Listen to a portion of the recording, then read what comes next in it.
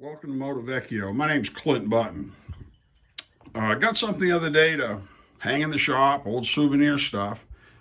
Just popped up on the internet, and I had to have it. It just seems pretty cool. The seller claimed it was a piece of an old Moto Guzzi motorcycle crate, and we don't have any way of proving that it is or it isn't. Most people threw these things away. Little bit of research. This logo is typical of how Moto Guzzi will stamp the end of a motorcycle crate, with the eagle on top, then Moto Guzzi, then underneath is made in Italy.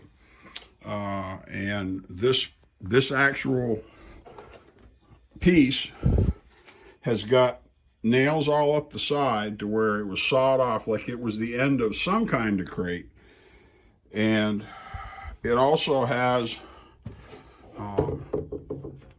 nail holes on the top where they pried the top off. And this logo is done with a large ink stamp through a stencil.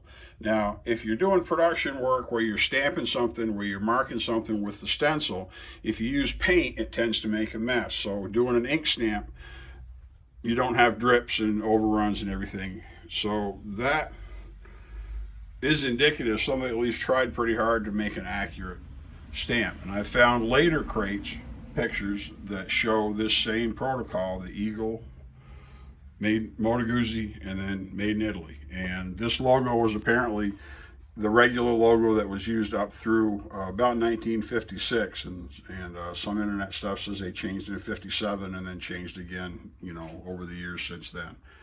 But this will hang up on the wall down there with the Guzzis.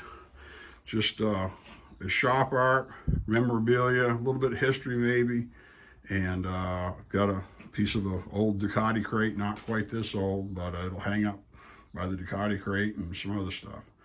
So, but thought y'all might like to see it.